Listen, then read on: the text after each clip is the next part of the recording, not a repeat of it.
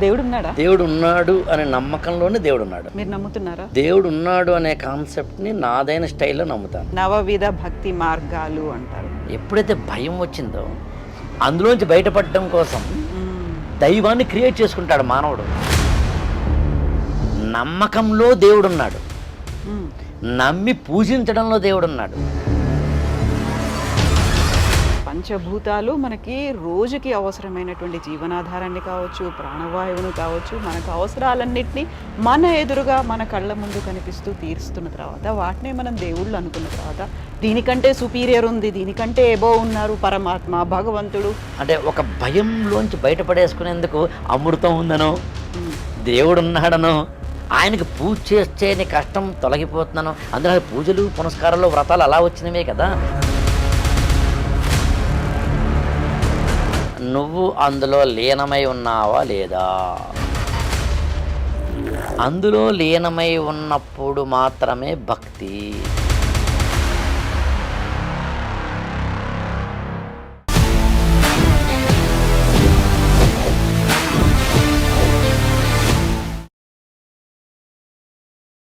నమస్తే, welcome to I dream అవి ఇవి విత్ ఆకెళ్ళ ఆన్ దేవుడు. ఆకెళ్ళ గారు నమస్కారం. నమస్తే అండి. దేవుడు ఉన్నాడా? దేవుడు ఉన్నాడు అనే నమ్మకంలోనే దేవుడు ఉన్నాడు. మీరు నమ్ముతున్నారా? నేను దేవుడు ఉన్నాడు అనే కాన్సెప్ట్ని నాదైన స్టైల్లో నమ్ముతాను. ఎలా? దేవుడు అనే కాన్సెప్ట్ని ఒక్కొక్కరు ఒక విధంగా నమ్ముతారు. దేవుడు ఉన్నాడు అని 100% నమ్మి భక్తులు, దేవుడు అసలు లేనే లేడు సార్ 100% డంకా బజాయిని చెప్తాం అనే నాస్తికులు. దేవుడు ఉంటే ఉండొచ్చండి, ఉండకపోవచ్చండి, నాకు సంబంధించిన వరకు నా పని చేసుకుంటాను, ఉంటే మీరు నమ్మండి, నన్ను మాత్రం నమ్మని అనకండి అనేవాడు కొంతమంది. నా దేవుడు చాలా గొప్పవాడు, నా దేవుడే గొప్పవాడు, మీ దేవుడు గొప్పవాడు కాదు, నా దేవుడు నమ్మి తీరాల్సిందే, వీళ్ళు ఒక తరహా. కొంతకాలం పాటు దేవుడిని నమ్మి తర్వాత దేవుడిని నమ్మకుండా ఉండి మళ్ళీ కొంతకాలం పాటు దేవుడిని నమ్మి అని జీవిత కాలంలో దేవుడిని నమ్మడం నమ్మకపోవడం అనేవి. మీకు అరవింద్ ఘోష్ లాంటి వారు స్వాతంత్ర సమరయోధులుగా ఉండి అత్యంత తీవ్రవాద అతివాద రాజకీయాల్లో ఉండి తర్వాత సన్యాసంలోకి వెళ్ళిన వాళ్ళు. తెలుగులో గుడిపాటి వెంకట చలం అనే ఒక కవి మొదట్లో దేవుడు లేడని, తర్వాత నిరీశ్వరవాదంలోకి నిరీశ్వరవాదం నుంచి ఈశ్వరవాదంలోకి వెళ్ళి చాలా అరుణాచలంలోకి వెళ్ళినా, అంటే ఆ తరహా చెప్పడం ప్రయత్నించాను. కొంతమంది దేవుడు ఉన్నాడో లేదో తెలియదు కానండి, మనందరిని నడిపే ఒక అతీంద్రియ శక్తి ఉంది అని నమ్మేవాడు కొంతమంది. దేవుడు అనే కాన్సెప్ట్ రావడానికి ఒక పర్పస్ ఉందని, దేవుడికి సంబంధించిన గుడి పూజలు వ్రతాలు ఉపవాసాలు యజ్ఞాలు యాగాలు ఈ ఏవైతే అనేక రకాలైన అంశాలు ఉంటాయో, అభిషేకం అర్చన లాంటి వాటితో సహా, ఓ దేవుడికేమో తులసి దళం అయితే ఇంకో దేవుడికేమో మారేడు దళంతో సహా, ఈ వీటి వెనకాల అంటే ఆచారాలు సంప్రదాయాలు వీటి వెనకాల సైన్స్ అనండి, లాజిక్ అనండి, నెసెసిటీ అనండి, the very purpose of the very being of the purpose అనండి ఉన్నాయి. ఉండి ఆలోచించి అర్థం చేసుకుంటే బాగుంటుంది, దేవుణ్ణి అలా చూస్తే బాగుంటుంది అనేవారు ఇంకొక రకం. నేను ఈ లాస్ట్ తరహాకి చెందుతానని నేను నమ్ముతాను. నేను అదే అడగబోయా, ఏ కేటగిరీ మీది అనేది. లాస్ట్. సో ఇప్పుడు మీరు చెప్పారు పూజలు కావచ్చు, అభిషేకాలు కావచ్చు, నవవిధ భక్తి మార్గాలు అంటారు. జస్ట్ ఇవన్నీ చేయకపోయినప్పటికీ కూడా ఒక స్మరణం, ఒక నామం మాత్రం పిలిస్తే చాలు. ఏ దేవుని కూడా నవవిధ భక్తి మార్గాలు అందులో ఉంటుంది. అదే ఇప్పుడు మనకి కీర్తన కావచ్చు, లేకపోతే పాదసేవనం కావచ్చు, ఇలాంటివన్నీ ఉన్నాయి. నవవిధాల్లో ఏమీ లేకపోయినా కనీసం ఒక పేరు గుర్తు చేసుకున్నాం, హరి అనుకున్నాం చాలు. ఎంతమంది దేవుళ్ళు ఉన్నారు అనుకుంటున్నారు మీరు? యాక్చువల్గా ఎంతమంది దేవుళ్ళు ఉన్నారు అనేదాన్ని మామూలుగా భారతీయ సనాతన ధర్మంలో అయితే కనుక 30 కోట్లు 300 కోట్లు అట్లా. ఎంతమంది దేవుళ్ళు ఉన్నారనే లాజిక్ మనకు అర్థం కావాలి అంటే దేవుడు అనే కాన్సెప్ట్ అసలు ఎలా వచ్చిందో అర్థం కావాలి. ఒక్కొక్కరు శివుణ్ణి పూజిస్తారు, కొంతమంది విష్ణువుని పూజిస్తారు, కొంతమంది అమ్మవారిని పూజిస్తారు. ఎవరి పూజా విధానాలు వారి. జానపదుల్లో అయితే కనుక మనకు ఊరికొక మాణిక్యాలమ్మో, అంకాలమ్మో, కట్టమైసమ్మో, ఇలా అనేక అమ్మ. ఊరి పొలిమేరలు, చెరువుగట్టు. కాబట్టి ఈ ఆకారంలో ఉంటేనే దేవుడు, ఈ ఆకారంలో లేకపోతే దేవుడు కాదు అనేది నిజానికి సరైన పద్ధతి కాదు. ఆకారం, విగ్రహం అక్కడ ఆగిపోకూడదు. అలా ఆగిపోకూడదంటే అసలు దేవుడు అనే కాన్సెప్ట్ ఎప్పుడు పుట్టిందో, ఎక్కడ పుట్టిందో, ఎలా పుట్టిందో మనకు తెలియాలి. నిజానికి లాజికల్గా చెప్పాలంటే కొన్ని వేల సంవత్సరాల కిందట మామూలు మానవుడిగా ఎదుగుతున్న క్రమంలో ప్రకృతిని చూసినప్పుడు ప్రతి అంశము కొత్తగా అనిపిస్తుంది. మీరు చంటి పిల్లాడిని కనుక చూస్తే వాడు ప్రతిదీ కొత్తగా చూస్తాడు. ఇంటికి ఎవరు వచ్చినా కొత్తగా చూస్తాడు. పాలు పడుతుంటే కొత్తగా చూస్తాడు. అన్నం పెడుతుంటే కొత్తగా చూస్తాడు. మనం ఏదైనా గిలకెచ్చగా ఇస్తే కొత్తగా చూస్తాడు. అలా ఒక 5,000, 6,000 సంవత్సరాల కిందట ఉరుము మెరిచింది, మేఘం కురిసింది, పంట పండింది, చెట్లకి ఆకులో లేదా పండ్లో కాయలో వచ్చాయి. రాత్రంతా సూర్యుడు లేడు, హఠాత్తుగా సూర్యుడు వచ్చాడు. హఠాత్తుగా ఓ రోజున చంద్రుడు మాయమైపోయాడు, ఓ రోజున చంద్రుడేమో నిండుగా అయిపోయాడు. సడన్గా పెరుగుతున్నాడు, తరుగుతున్నాడు. ఇవన్నీ ఇవాల్టి కన్నుతో మనకి చూస్తే ఆశ్చర్యజనకాలు కావు. ఇవాల్టి కన్నుతో మనకి చూస్తే భయంకరాలు కూడా కావు. ఇవాల్టికి కన్నుతో మనకి చూస్తే అవేమి పెద్దగా మన జీవితాన్ని ప్రభావితం చేస్తున్నట్టుగా అనిపించనివి. నేను మళ్ళీ చెప్తున్నాను, ఇవాల్టి కన్నుతో చూస్తే. కానీ మీరు 5,000 సంవత్సరాల కిందట ఇదే భారతదేశంలో అత్యంత తక్కువ జనాభా ఉన్న రోజుల్లో తన చుట్టూ కొండలు, గుట్టలు, పర్వతాలు, నదులు, అడవులు, వన్యమృగాలు, ఈ పక్క వెళ్తే ఏనుగు, ఆ పక్క వెళ్తేమో చిరుతపులి, ఈ పక్క వెళ్తేనేమో కొండ, ఆ పక్క వెళ్తేనేమో గుట్ట, ఈ పక్క వెళ్తేమో నది, ఆ పక్క వెళ్తేమో సముద్రం. ఇలా ఉన్న రోజుల్లో ఒకసారి మనం ఊహించుకుంటే ఆనాటి మానవుడికి ఇప్పుడు నేను చెప్తాను ఈ కాంటెక్స్ట్ అంతా కాస్త అటు ఇటుగా ఇవాళకి ఒక 4,500 సంవత్సరాల కిందట, కాస్త అటు ఇటుగా 4,500 సంవత్సరాలు అనుకుంటే అది కలియుగం అంటాం కదా. కలియుగం కంటే ముందున్నటువంటి 3 యుగాల సంగతి ఏంటి అసలు? యాక్చువల్గా మీరు కలియుగం అన్నారు కాబట్టి కృతయుగము, త్రేతాయుగము, ద్వాపర యుగాల్లో ఏం జరిగిందో కలియుగ మానవుడే రాశాడు యాక్చువల్గా. కాబట్టి కృతయుగంలోనూ త్రేతాయుగంలో, కృతయుగం అంటే పురాణాలు జరిగింది, పురాణాలకు సంబంధించింది. త్రేతాయుగము అంటే మనకి తెలుసును రాముడికి సంబంధించింది, రామాయణం సంబంధించింది. ద్వాపర యుగం అంటే మనకు తెలిసిన కృష్ణుడికి సంబంధించింది. ఆ తర్వాత వీరిందాన్ని చెప్పిన కలియుగం. కలియుగంలో 5 లక్షల సంవత్సరాలు అనుకుంటే మొదట 5,000 సంవత్సరాలు ఇవాళ మనం ఉన్నాం అనుకుంటే కనుక ఇందాక మీరు చెప్పింది కలియుగం ప్రారంభం. ఏదైనా ఓకే. బట్ ఆనాటి మానవుడికి ఇందాక నేను చెప్పినట్టుగా ప్రతిదీ అయితే భయం కలిగించింది లేదా ఆశ్చర్యాన్ని కలిగించింది. అందుకని ఇవాళకి కూడా మనకి దైవభక్తిలో ఉన్న ఈక్వేషన్ ఏంటి అంటే భయమే.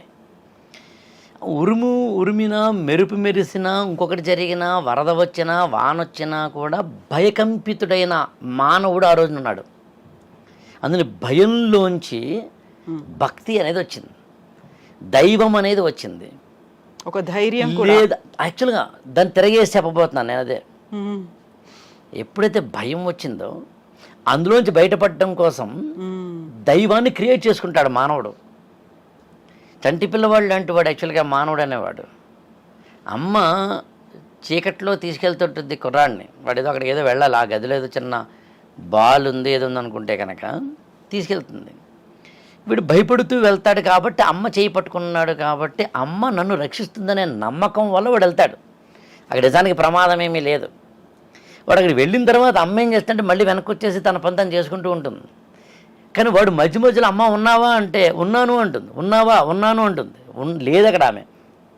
అందునే మళ్ళీ చెప్తున్నాను, నమ్మకంలో దేవుడున్నాడు, నమ్మి పూజించడంలో దేవుడున్నాడు, నమ్మి ఆరాధించడంలో దేవుడున్నాడు. అక్కడ దేవుడు లేడు, అక్కడ ఉన్నాడనే నీ నమ్మకంలో దేవుడున్నాడనే సత్యం కనుక గ్రహిస్తే నీ నమ్మకం రెట్టింపు అవుతుంది, 1+1 లాగా. మీకు అందుకనే ఋగ్వేదంలో అనేకమైన మంత్రాలు ఉంటాయి. ఆ ఉన్న మంత్రాల్లో ఎక్కువగా ఎవరి మీద ఉంటుంది అంటే ఇంద్రుడి మీద ఉంటుంది. తర్వాత కాలంలో మనకి ఇంద్రుడు దేవుడిగా గుర్తించబడలేదు, స్వర్గాధిపతిగా గుర్తించబడ్డాడు. కానీ ఋగ్వేద కాలంలో ఇంద్రుడు దేవుడు. పైగా మొత్తం ఋగ్వేదంలో ఉన్న మంత్రాల్లో కల్లా ఎక్కువ మంత్రాలు ఉండేది ఇంద్రుడి మీదనే. ఆ తర్వాత అగ్నిదేవుడు, వరుణదేవుడు, చంద్రుడిని అప్పట్లో సోముడు అనేవారు కూడా, సోమదేవుడు లేదా సోముడు, సూర్యుడు, ఇంకా ఇతరత్ర. ఇప్పుడు చూడండి, వరుణదేవుడు, అగ్నిదేవుడు, వీరిద్దరూ ఎవరు? పంచభూతాలలో ఇద్దరు. టెక్నికల్గా చూస్తే అసలు మనిషికి మూలకమైనది, కీలకమైనది ఏమిటి అంటే పంచభూతాలే కదా. నాకు దాహం వేసినప్పుడు, ఆకలి వేసినప్పుడు నన్ను కాపాడుతున్నది ఈ వరుణ దేవుడు.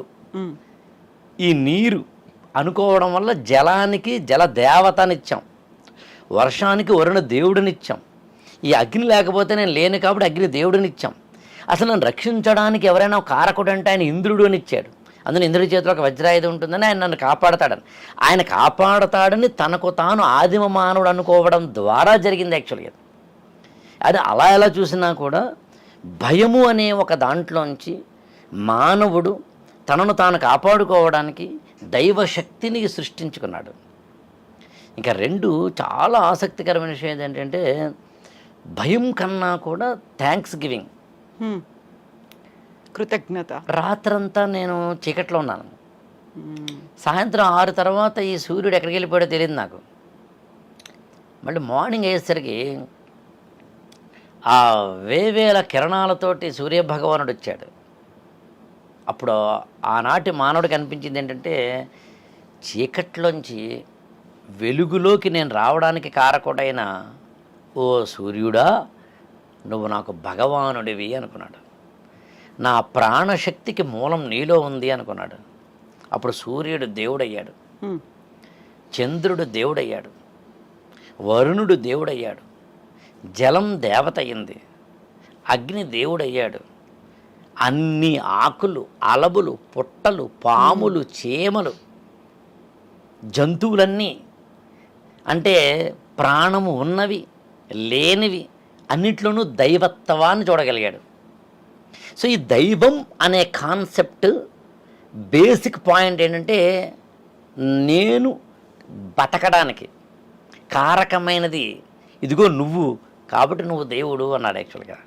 అందుకనే పొద్దున్నే మనం లేచిన తర్వాత కాలుని నేల మీద పెట్టే ముందు సముద్ర వసనేదేవి పర్వత స్థనమండలే విష్ణుపత్ని నమస్తుభ్యం పాదస్పర్శం క్షమస్వమే అన్నారు. సరే, ఆ మొదటి వర్ణన పక్కన పెడదాం. సముద్ర వసనేదేవి పర్వత స్థనమండలే విష్ణుపత్ని నమస్తుభ్యం పాదస్పర్శం క్షమస్వమే. ఓ భూమి, ఓ నేల తల్లి, నా పాదం నీకు తాకుతోంది, నన్ను క్షమించు అని ఉదయం లేచేటప్పుడు అక్కడ కాలు పెట్టడము అనే దాని వెనకాల ఏముంది? దైవతత్వం ఉంది, దైవశక్తి ఉంది, దైవ స్వరూపం ఉంది, దైవ చింతన ఉంది, దైవ స్పృహ ఉంది. ఇప్పుడు సూర్య నమస్కారాలైనా అదే ఉంది, జలదేవత అర్ఘ్యం ఇవ్వడంలోనైనా అదే ఉంది, అగ్ని దేవుడిగా పూజించడం అదే ఉంది, వాయువు దేవుడిగా పూజించడం అదే ఉంది.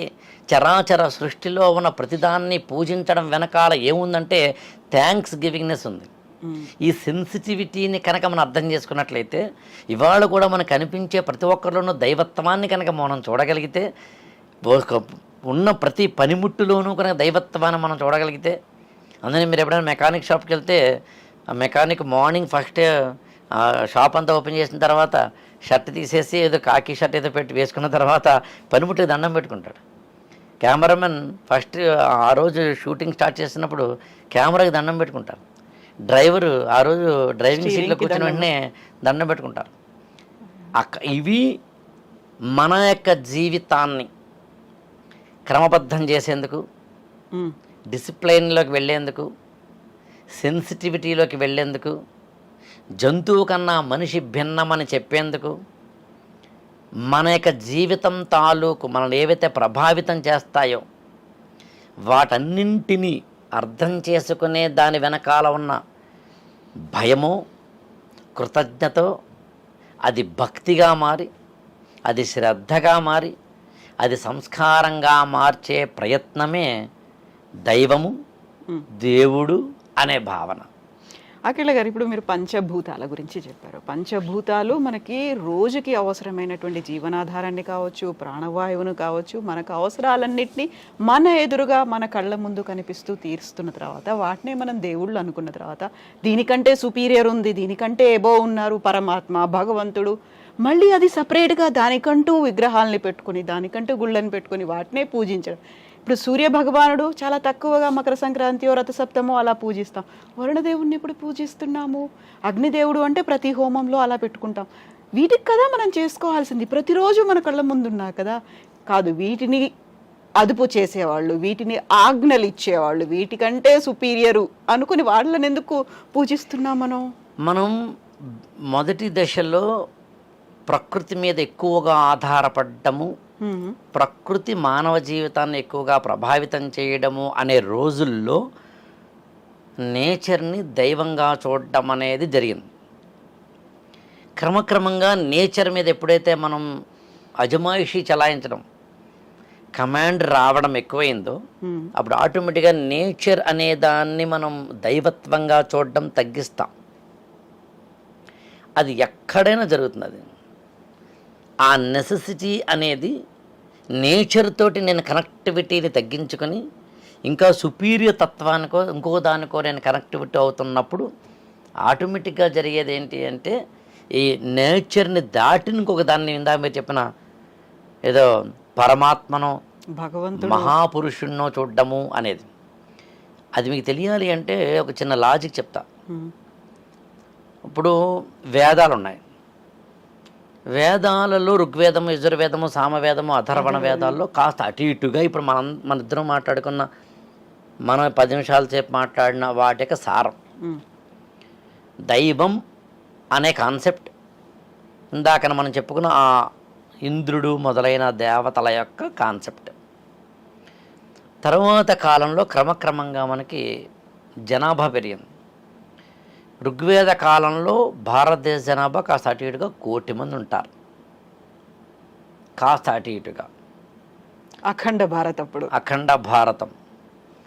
ఆ తర్వాత క్రమక్రమంగా వేదాలు, వేదాంగాలు, కోర్స్ ఉపనిషత్తుల తర్వాత పురాణాల టైం వచ్చింది. పురాణాల కాలంకి వచ్చేసరికి ఏమవుతుందంటే దైవం అనే భావన అర్థమవుతుంది, కానీ అది ఒక అబ్స్ట్రాక్ట్గా ఉండిపోతుంది. అబ్స్ట్రాక్ట్గా ఉండిపోవడం అంటే అర్థం ఏంటంటే మీ అబ్బాయో మనవడో, ఉదాహరణ చెప్తున్నాను కంగారు పడకండి, మీ అబ్బాయో మనవడో అరే మా తాతగారు, మీరు చెప్తున్నారు మా తాతగారు రా అసలు ఇలా బుర్ర మీసాలు వేసుకుని అసలు గుర్రం మీద వెళ్తుంటే ఇది సంథింగ్ చెప్తారు. మీరు మీ తాతగారికి సంబంధించిన మీ అనుభూతిని మీ నెక్స్ట్ జనరేషన్కి చెప్పాలని మీరు అనుకునే క్రమంలో మీరు ఎన్ని చెప్పినా వాడికి అర్థం కాదు, ఒక ఫోటో చూపిస్తే అర్థమవుతుంది. అలా పురాణాల టైంకి వచ్చేసరికి ఈ రక్షణ అనేది ఏదైతే నాకు ఈ దేవుడు చేస్తాడు, ఇంద్రుడు చేస్తాడు అనేది వచ్చిందో, ఆ ఇంద్రుడు, ఆ వరుణుడు, లేకపోతే ఈ అగ్నిదేవుడు, లేకపోతే ఈ సూర్య భగవానుడు అనే వాటికన్నా అంటే వాటి గురించి అర్థం చేసుకునే క్రమంలో పురాణాల టైం వచ్చేసరికి మానవుడికి దేవుడు అనేవాడు ఒకడు ఉన్నాడు, నన్ను రక్షించుస్తున్న మాట మాత్రం వాస్తవం. ఆ మాటకు ఇవాళ కూడా 21వ శతాబ్దంలో 2024లో ఇవాళకి మనం దేవుడిని నమ్ముతాం. కాబట్టి ఇవాళ మన దేవుణ్ణి ఏమనుకుంటామంటే మనతో ఆడుకునేవాడు అనుకుంటాం. నిజంగా ఆడుకునేవాడు కాదు, ఆదుకునేవాడు. మహా అయితే భక్షించేవాడు కాదు, శిక్షించేవాడు కాదు, రక్షించేవాడు దేవుడు. ఎందుకు భయపడాలి మరి? భక్షించడు, శిక్షించడు, భయం అనేది ఎందుకు భయపడతామంటే పాపభీతి అంటాం. పాపభీతి వేరు, భక్తి భీతి వేరు. భక్తిని ఎందుకు భయంతో ముడిపెట్టారంటే మానవుడు అనేవాడు కంట్రోల్లో ఉండేది భయం వల్లనే. మీరు కావాలంటే క్లోజ్గా అబ్జర్వ్ చేయండి. ట్రాఫిక్ కానిస్టేబుల్ ఉంటే ఒకలా ఉంటాం, లేకపోతే ఒకలా ఉంటాం. టీచర్ క్లాస్ రూమ్లో ఉంటే ఒకలా ఉంటాం, లేకపోతే ఒకలా ఉంటాం. జడ్జి గారు కోర్టుకి వచ్చినప్పుడు ఒకలా ఉంటాం, లేనప్పుడు ఒకలా ఉంటాం. డాక్టర్ గారు ఎవరో వచ్చినప్పుడు ఒకలా ఉంటాం, లేనప్పుడు ఒకలా ఉంటాం. Everything. CC camera best example. మీకు ఉన్నప్పుడు ఒకలా ఉంటాం, లేనప్పుడు ఒకలా ఉంటాం. ఉన్నా పర్లేదులే, నాకు శిక్షించడానికి చలాన్ వస్తుంది, నేను కట్టాలి అనుకున్నప్పుడు అది ఇంకో రకమైన బిహేవియర్ అది ఉంటుంది. యాక్చువల్గా ఇటీవలి కాలంలో మానవుడు ఇండివిజువలిజం పెరిగిపోవడం వల్ల, ఐసోలేటెడ్ ఐలాండ్గా అవ్వడం వల్ల వచ్చే ఒక తీవ్రమైన పరిణామం. 100 ఏళ్ల కిందట మానవుడు సంఘజీవి, 50 ఏళ్ల కిందట మానవుడు సంఘజీవి, 1000 ఏళ్ల కిందట మానవుడు సంఘజీవి మాత్రమే. 1000 ఏళ్ల కిందట, 2000 సంవత్సరాల కిందట, 5000 సంవత్సరాల కిందట మానవుడు గుంపుగా ఉండకపోతే జంతువుల నుంచి కాపాడుకోలేడు. అందుకని ఖచ్చితంగా గుంపుగా ఉండాల్సిందే.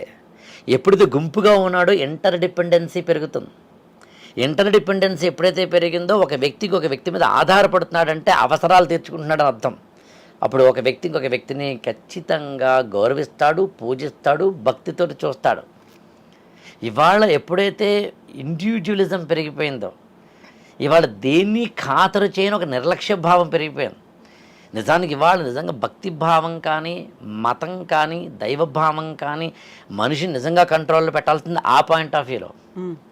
సత్యనారాయణ స్వామి వ్రతం చేసుకుంటుంటే మీ ఇంట్లో ఎవరైనా పిలిచినప్పుడు ఆ వ్రత కథ విని అక్షింతలు నెత్తి మీద వేసుకుని ఆ ప్రసాదం మీరు తీసుకుంటేనే తప్ప మీరు పుణ్యాన్ని పొందలేదని, ఏ కారణం చేతనైనా కనుక ప్రసాదం తీసుకోకపోతే మాత్రం మీకేదో కష్టమో నష్టమో వస్తుందని ఏదైతే ఉంటాయో, అందులో ఏమి స్పిరిట్ ఆఫ్ ద టెక్స్ట్ అంటే అది నిజంగా వినకపోతేను, నిజంగా చదవకపోతే, నిజంగా ప్రసాదం తీసుకోకపోతే ఏమంటామంటే ఆ సత్యదేవుడు వచ్చి అత్యంత క్రూరంగా మీ జీవితంతో ఆడుకుంటాడని కాదు. అనుగ్రహం లభించదు, శిక్షలు వస్తాయి అని కాదు. ఒక పని నువ్వు చేస్తున్నప్పుడు, ఒక సత్యనారాయణ వ్రతం దగ్గరికి నువ్వు వెళ్ళినప్పుడు ఆ కథను సారం ఆశాంతం విని నిన్ను నువ్వు మరిచిపోయి, ఏదో శ్రీశ్రీ మహాప్రస్థానంలో అంటాడు యాక్చువల్గా, అచింత్యం అమేయం అమోఘం క్షణికమై శాశ్వతమైన దివ్యానుభవం అనుభవించడం. అంటే నిన్ను నువ్వు మర్చిపోయి అక్కడ ఆ పూజలో కూర్చున్నప్పుడు దాని తాలూకు పాజిటివ్నెస్ నీలోకి రావాలి, దాని తాలూకు కాన్ఫిడెన్స్, ట్రస్ట్, ఫెయిత్ నీలోకి రావాలి. అంటే అక్కడ గంటో అరగంటో 2 గంటలో కూర్చున్న తర్వాత, అక్షింతలు చేతిలో పెట్టుకున్న తర్వాత, కథంతా నువ్వు విన్న తర్వాత, ఆ ప్రసాదాన్ని నీ చేతిలోకి తీసుకుని గొంతులోకి వేసుకున్న తర్వాత నీ గుండెల్లోకి ఆత్మశక్తి రావాలి, ఆత్మవిశ్వాసం రావాలి. ఈ దేవుడు నన్ను బతికిస్తాడని, నా కష్టాలని పారద్రోలుతాడనే నమ్మకం నీ సబ్కాన్షియస్ మైండ్లో ప్రింట్ అవ్వాలి. అలా ప్రింట్ అవ్వాలంటే నిన్ను కంట్రోల్లో పెట్టాలి. నిన్ను కంట్రోల్లో పెట్టేందుకు ఆ మాట చెప్పారు. దీపం వెలిగించడానికి దీపక రాగం పాడాలా, అగ్గిపుల్ల వెలిగించాలా, చెకుముకి రాయి కొట్టాలా అన్న దాని దగ్గర ఆగిపోకూడదు. దీపం వెలిగించామా లేదా అన్నది పాయింట్. భక్తి అంటే భయంతో ఎందుకు ముడిపెట్టారంటే, భయంతో ముడిపెట్టడం వల్ల నువ్వు శ్రద్ధలోకి వెళ్తావు కాబట్టి, శ్రద్ధవాన్ లభతే విద్య కాబట్టి, విద్య అంటే నేర్చుకోవడం, జ్ఞానం అంటే వెలుగులోకి వెళ్ళడం కాబట్టి నువ్వు సంస్కారంలోకి వెళ్తావు కాబట్టి. ఇన్ని చెప్పేందుకు పూజలు, వ్రతాలు, గుళ్ళు, గోపురాలు, ప్రసాదాలు, ఉపవాసాలు, నోములు ఇవన్నీ తీసుకొచ్చారు. ఇవన్నీ తీసుకొచ్చి వీటన్నింటినీ ఒక ఆర్డర్లోనూ, ఒక అందంగానో, ఒక అర్థవంతంగానో, ఆనాటి మానవుడి యొక్క ఊహాజనితమైన కల్పనలతోటో రాయబడ్డవే పురాణాలు. అందుని పురాణాల్లో మనకి విష్ణుమూర్తి ఇదిగో ఇలా ఉంటాడు, బ్రహ్మ ఇలా ఉంటాడు అని వాడికి పెర్సానిఫికేషన్ చేయడం జరిగింది. వరుణదేవుడు అంటే ఎలా ఉంటాడు, అగ్నిదేవుడు అంటే ఎలా ఉంటాడు, సూర్యుడు అంటే ఎలా ఉంటాడు. మనం ఇంతకుముందు కూడా ఎక్కడో ఒక ఎపిసోడ్లో చెప్పుకున్నట్టు గుర్తు నాకు, సూర్యుడికి సంబంధించి ఆయనకి 7 గుర్రాలు ఉండడం లాంటి వాటికి సంబంధించి 2 భార్యలు కూడా ఉన్నారు.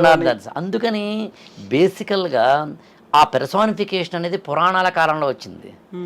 ఎందుకని ఇందాక నేను చెప్పిన ఉదాహరణే, మీ తాతగారిని మీరు చూశారు, మీ మనవడు చూడలేదు. మీ తాతగారిని మీరు చూసిన అనుభూతిని మీ మనవడికి అందించాలంటే ఆయన యొక్క చిత్రణ, వర్ణన ఎంత చేసినా సరిపోదు కాబట్టి ఆయన ఫోటో చూపించాల్సిందే. అందుకని ప్రతి దేవుడికి ఒక విగ్రహాన్ని, ప్రతి దేవుడికి ఒక పూజని, ప్రతి దేవుడికి ఒక వ్రతాన్ని, ప్రతి దేవుడికి ఒక రోజుని, ప్రతి దేవుడికి ఒక మాసాన్ని, ప్రతి దేవుడికి ఒక పండగని, ప్రతి దేవుడికి ఒక ప్రాకృతిక నియమాన్ని, ప్రతి దేవుడికి ఏదో ఒక తిథి, వార, నక్షత్రాలు మొదలైన వాటిని పెట్టడంలో ఉద్దేశం ఆ దేవుడి వెనకాల ఉన్న నమ్మకం తాలూకు ఆ ఎనర్జీని మానవుడు తీసుకుంటే, నేను సూర్యుడిని చూసి ఆ శక్తిని అనుభవించి ఆ నమ్మకాన్ని కలిగించుకొని నేను దానికి సంబంధించిన అత్యున్నతమైన ప్రాణశక్తిని పొందానని కనుక్కున్న మానవుడు నా నెక్స్ట్ జనరేషన్కి ఇదే సేమ్ ట్రాన్స్ఫార్మేషన్ జరగకపోవచ్చు. కాబట్టి ఒక కథని చెప్పాడు. ఆ పురాణాల్లో, అందునే పురాణాలు మిత్ర సంహితాలు అంటారు యాక్చువల్గా, స్టోరీస్ రూపంలో చెప్పే ప్రయత్నం చేయడం. అందులో మీరు ఇందాకని అడిగిన దానికి పెర్సానిఫికేషన్, ఐడియలైజేషన్, అంటే ఒక విగ్రహారాధన ఎందుకు వస్తుంది అంటే just because off to make the people. ఇక్కడ ఇంకొక విషయం కూడా చెప్పాలి. ఆల్ఫ్రెడ్ ఆడ్లర్ అని ఒక సైకాలజిస్ట్ ఉంటాడు. ఆయన కలెక్టివ్ అన్కాన్షియస్నెస్ అని ఒక పదం చెప్తారు. అంటే ఉమ్మడి అవచేతనావస్థ అంటారు. ఉమ్మడి అవచేతనావస్థకి అనేకమైన అర్థాలు ఉన్నాయి. కానీ అసలు సింపుల్ అర్థం ఏంటంటే మనందరము కూడా మొత్తం మానవాళి, అది అమెరికాలో ఉన్నా, ఆఫ్రికాలో ఉన్నా, ఎక్కడున్నా మనందరికీ అనుభూతులు ఒకటే ఉంటాయి. అందునే కామం, దాహం ఏది వేరైనా మానవుడి కన్నీటి సారం ఒకటే అని చెప్పి ఐ థింక్ నగ్నమునేవారు అంటారన్నమాట. అలాగా మనందరి యొక్క అనుభూతి సారం ఒకటే. అమ్మను చూస్తేనో అందుని మన దేవుడు వేరే ఉండవచ్చు, ఇంకొక జాతిలో దేవుడు వేరే ఉండవచ్చు, ఇంకొక దేశంలో దేవుడు వేరే ఉండవచ్చు, కానీ దేవుడు అనే కాన్సెప్ట్ మాత్రం ప్రతి చోట ఉంటుంది. మతం అనే కాన్సెప్ట్ ప్రతి చోట ఉంటుంది. మత విధానాలు వేరే ఉండవచ్చు, మత ఆచార సంప్రదాయాలు, కట్టుబాట్లు వేరే ఉండవచ్చు. ఆయా ప్రాంతాన్ని బట్టి, అక్కడ ఉన్న జాగ్రఫీని బట్టి, అక్కడ ఉన్న ఎన్విరాన్మెంటల్ సిచ్యుయేషన్స్ని బట్టి మతం వస్తుంది. దాన్ని బట్టి పండగలు వస్తాయి. మనం కేవలం ఇక్కడే చూస్తూ కూర్చోవడంలో వచ్చే చిక్కు ఏంటంటే దాని అనుభూతిని తెలుసుకోలేం. ఇందాక నేను చెప్పిన ఆ 5-6 కేటగిరీల్లో ఈ అనుభూతిని కూడా తెలుసుకుని చూసే ప్రయత్నం చేయాలని. అందులో ఇవాల్టి జనరేషన్కి ఎవరైతే ఉదాహరణకి ఏదో ఒక బీటెక్ చదువుతున్న అమ్మాయికి ఏమీ రేపు పలానా నోముంది చేసుకుందాము అన్నప్పుడు ఇదంతా ట్రాష్ అని ఆర్టిఫిషియల్ ఇంటెలిజెన్స్ చాట్ జీపీటీలో బతుకుతున్న అమ్మాయికో అబ్బాయికో దీని వెనకాల ఉన్న అర్థం తెలియకపోతే వచ్చిన చిక్కేంటో దాని అర్థం కూడా తెలుసుకుని ఉన్నప్పుడు కలిగే ఆనందము, అనుభూతి, శక్తి, మంత్రశక్తి, అంతకన్నా ఇంపార్టెంట్ నమ్మకము, విశ్వాసము ఏంటో చెప్పడానికి ప్రయత్నించగలిగితే ఇవాళ మనం ఏమంటామంటే సార్థక్యం చెందిన వాళ్ళం అవుతాం.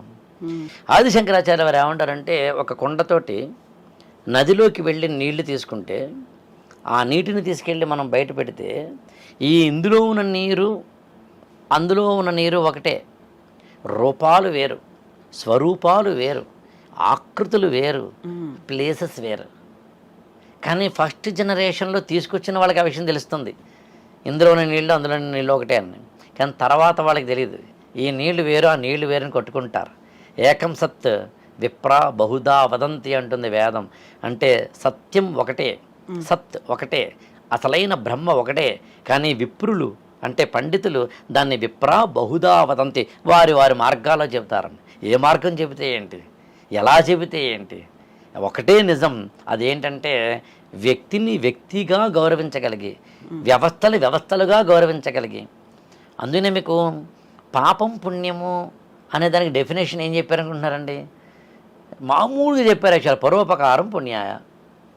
పుణ్యం అంటే ఏం లేదురా బాయ్ పరోపకారం చేయడం, పాపాయ పరపేయడం. పాపం అంటే ఏం లేదురా ఇతరులను దోచిదండం. సో అందుకని ఆకృతిని ఎందుకు ఇచ్చాడు అంటే అమూర్త భావన, అంటే అబ్స్ట్రాక్ట్ మీనింగ్ తెలియని వాళ్ళకి ఒక విగ్రహం ద్వారా, ఒక ఆకారం ద్వారా బ్రహ్మ అంటే 4 తలకాయలు ఉంటాయా, 4 తలకాయలు ఉంటాయి, సృష్టిని అంతటినీ చూస్తున్న వ్యక్తిగా. ఓహో విష్ణుమూర్తి అంటే అపారకు ఏదో అంటే అపార ధనరాశులతోటి కూడి చాలా ఏమంటాడు. ఎందుకంటే సృష్టి స్థితి లయ అనే మూడిట్లో స్థితి అంటే జీవనం అండి, తెలిసి నేను మీకు చెప్పాల్సిన అవసరం లేదు. బాగా బతకరా అన్నారు, బాగా బతకడానికి కావలసిన దేవుడు విష్ణుమూర్తి. అందున ఆయన లీలన్నీ, ఆయన ఆకారాలన్నీ, ఆయన కథలన్నీ కాస్త గ్రాండియర్గా ఉంటాయి, హైలీ రిచ్ గాడ్ అనేది కూడా రిచ్గా ఉంటాయి. రిచ్గా ఉండమని చెప్పేందుకు.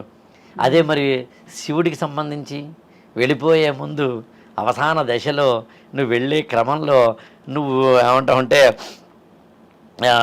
కాస్త వైరాగ్య చింతనలో ఉండాలి. కాబట్టి నీకు సంబంధించిన ఆ తత్వం ఇవ్వడానికి ఉన్న దేవుడైన శివుడు గరళకంఠుడై అంటే చర్మాంబదుడై లేకపోతే కనుక నాగుపాముని మెడలోనూ ఇక్కడేమో పెట్టుకుని ఉన్నవాడై ఉంటాడు. Simple logic.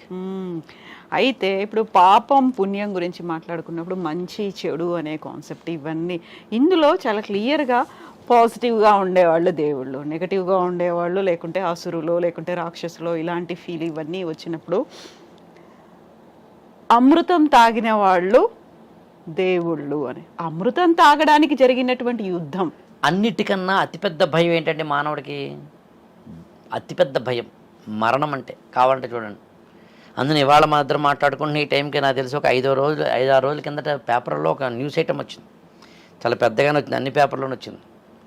మనం చనిపోయిన తర్వాత మన డెడ్ బాడీని వాళ్ళు ప్రిజర్వ్ చేస్తారు అంటే ఒక కోల్డ్ స్టోరేజ్లో, అంటే పార్థివ దేహ శీతల భద్రతా పేటిక అన్నమాట. అంటే డెడ్ బాడీని పెట్టి ఒక కోల్డ్ స్టోరేజ్లో పెడతారు. 100 ఏళ్ళ తర్వాత, 200 తర్వాత, 300 సంవత్సరాల తర్వాత ఎప్పటికైనా కానీ చనిపోయిన మానవుని తిరిగి బతికించవచ్చు అనే దాని మీద ప్రస్తుతం అతిపెద్ద పరిశోధనలు జరుగుతున్నాయి. అది అవుతుందా రైటా రాంగా పక్కన పెడదాం. అమృతానికి సంబంధించి ఏంటంటే అప్పటి మానవుడికి మరణ భయం ఉంది కాబట్టి మరణ భయం ఉన్న మానవుడు ఏం చేశాడంటే నేను మరణంలోంచి బయటపడాలి అంటే అమృతం అనేది ఉంటే బాగుంటుందనే ఒక దాన్ని సెల్ఫ్ డిఫెన్స్ మెకానిజం అంటాడు యాక్చువల్గా ఫ్రాయిడ్. అంటే మనల్ని మనము అంటే ఒక భయంలోంచి బయటపడేసుకునేందుకు అమృతం ఉందనో దేవుడు ఉన్నాడనో ఆయనకి పూజ చేస్తే నీ కష్టం తొలగిపోతున్నాను, అందులో పూజలు పునస్కారాలు వ్రతాలు అలా వచ్చినవే కదా, పలానా పూజ చేస్తే నీకు అందులో ఏ వ్రతానికైనా కానీ చివరిలో ఏం ఫలశుద్ధి అంటే ఏం చెప్తారంటే నీకు కనుక ఇది చేస్తే క్షేమ స్థైర్య విజయ ఆయుర్ ఆరోగ్య అభివృద్ధులన్నీ ఉంటాయి అని చెప్తారు. యాక్చువల్గా రెమెడీస్ అనేవి కూడా వచ్చినాయి కాబట్టి ధన ధాన్యాలన్నీ ఉంటాయి అని. అందుకని అమృతం అనే కాన్సెప్ట్ని ఆనాటి మానవుడు మనందరము ఎప్పటికైనా చనిపోతామనే మరణ భయంని తప్పించుకునేందుకు అమృతం అనేది ఒకటి ఉంది అనే కాన్సెప్ట్ నుంచి వచ్చింది యాక్చువల్గా. దాని మామూలుగా మీకు మన బాడీ ఎప్పుడూ కూడా ఒక క్రేవింగ్, కొన్ని ఆహార పదార్థాల పట్ల క్రేవింగ్ కలిగి ఉంటుంది. మనకి మెగ్నీషియం డెఫిషియన్సీ ఉందనుకోండి చాక్లెట్లు ఎక్కువ తినాలనే కోరిక కలుగుతుంది. యాక్చువల్గా ఐరన్ డెఫిషియన్సీ ఉందనుకోండి మాంసం ఎక్కువ తినాలనే కోరిక కలుగుతుంది. బాడీలో సోడియం డెఫిషియన్సీ ఉందనుకోండి మనకి సాల్టీ బిస్కెట్స్ సాల్ట్ సంబంధించిన ఎక్కువ తినాలనిపిస్తూ ఉంటుంది. మనకి ఏదైనా ఎనీ డెఫిషియన్సీ యాక్చువల్గా. అట్లా మానవుడికి మరణం అనే ఒక డెఫిషియన్సీ నుంచి తప్పించుకునేందుకు అమృతం అనేది తయారు చేసుకున్నాడు యాక్చువల్గా. లభించదు కదా అది, మానవుడికి లభించట్లేదు కదా అది. కాదు మళ్ళీ మీరు మొదటికి వచ్చారు, లభించడంలో లేదు లభిస్తుందనే నమ్మకంలో ఉంది. మీరు ఆ విషయం మర్చిపోతున్నారు. స్వామి వివేకానంద ఒకసారి అదే ఏమంటామంటే ఒక లైబ్రరీకి వెళ్తాడు యాక్చువల్గా. చిన్నప్పుడు నరేంద్రనాథ్ దత్త అనే టైంలో ఉన్నప్పుడు అక్కడ ఉన్న బుక్లో ఆయన చెప్తాడు, ఆయన ఆత్మకథ చెప్తాడు అనమాట. యాక్చువల్గా వర్షాలకు సంబంధించిన కంటెంట్ కలిగిన పుస్తకం ఇది, కానీ దీన్ని పిండితే వర్షం రాదు, ఇది జ్ఞానానికి సంబంధించింది, అది అనుభవానికి సంబంధించింది అని. అట్లా అమృతము ఉంటుందనే నమ్మకం, అమృతం అనేది తీసుకోవడం అనేది జరుగుతుందనే నమ్మకం, అది తీసుకోవడం ద్వారా మానవుడికి ఆయురభివృద్ధి జరుగుతుందనే నమ్మకంలో ఉందని చెప్పడం నా పాయింట్. అందుకనే ప్రతి యాగానికి ఫలితం ఏంటి? అమృతమే కదా. ఇక్కడ ఇంకో విషయం చెప్పాలి మీకు.